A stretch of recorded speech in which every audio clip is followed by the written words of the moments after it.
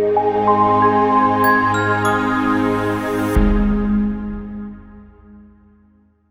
what's up, Internet? It's your boy Troy here. New to the channel, consider subscribing.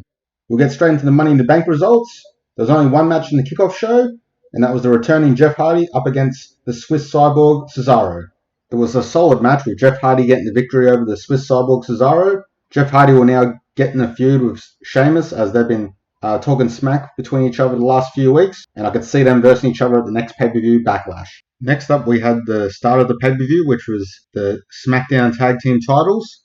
It was the New Day defending the belts against The Miz, John Morrison, Luger House Party, and the Forgotten Sons. The New Day end up retaining the belts by getting the pinfall over the Luger House Party. I could see them still feuding with these three teams on SmackDown. This match could have been left on SmackDown. It didn't have to be on the pay-per-view. I guess it sort of was to fill the card, but yeah, it was a pretty good, solid match. But yeah, it definitely could have been left for our regular SmackDown show. Next match scheduled was R-Truth versus MVP. Both wrestlers came out to the entrances. Bobby Lashley ended up interrupting, and Lashley got the quick win over R-Truth. It lasted only 2 minutes. It was basically to fill some time on the card, it seemed like. And yeah, they're making Lashley look stronger and stronger by the day. Who knows what's next for him? I guess he might gradually eventually get pushed to the main event scene once again. Next up, we had Bayley successfully defend her SmackDown Women's title against Tamina after the distraction from Sasha Banks. What's next for both of these ladies? I see Tamina going back down the card, fighting other women on the SmackDown brand.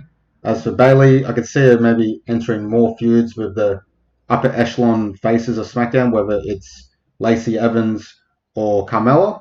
And yeah, until they decide to break up the friendship between her and Sasha Banks. So until they start that feud, I don't see Bayley losing the title to any of the women on the SmackDown brand.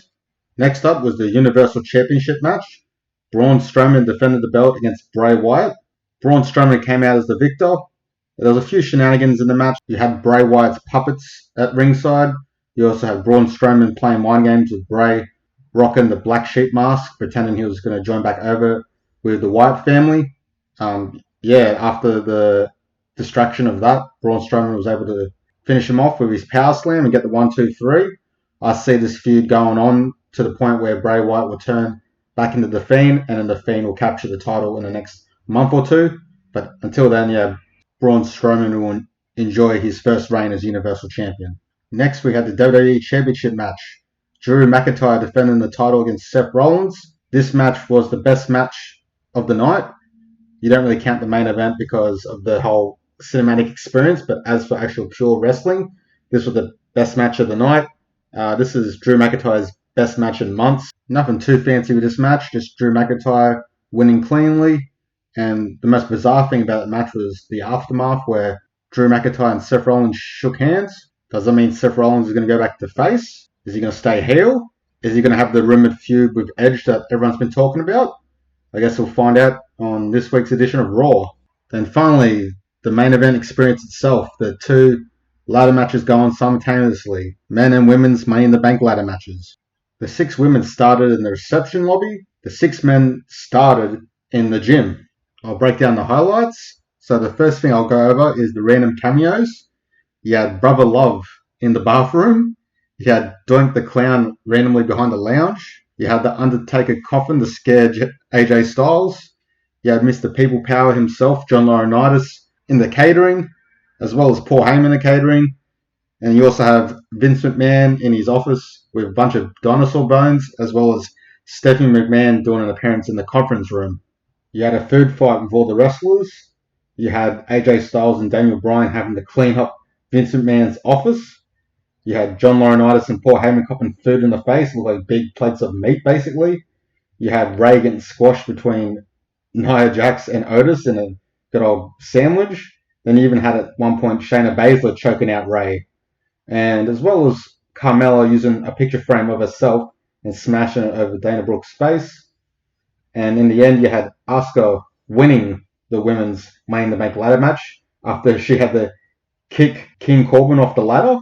And on the men's side of things, as that match continued, you had King Corbin throw Rey Mysterio and Aleister Black off the roof of headquarters. So it wasn't just one wrestler, actually 2 wrestlers got thrown off the roof.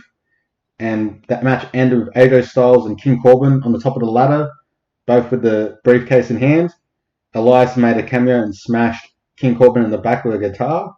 AJ Styles then dropped the briefcase and it went straight into Otis's hands. So Otis came out as the winner and Mr. Money in the Bank. Now, what's next for both Money in the Bank winners? Asuka looks destined for another feud with Becky Lynch.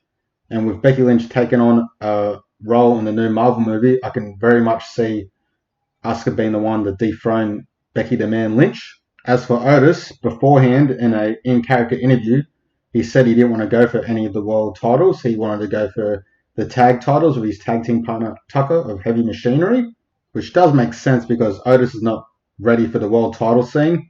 However, I could also see this ending up with maybe a possible breakup angle between Heavy Machinery, with them losing their tag title opportunity against the New Day. So I could very well also see that Otis might become world champion in 12 months if they want to take that route as well. So we have to wait and see and stay tuned to SmackDown. So that's the results for Money in the Bank 2020 and also what I think will happen down the road now that they've taken these routes with these winners.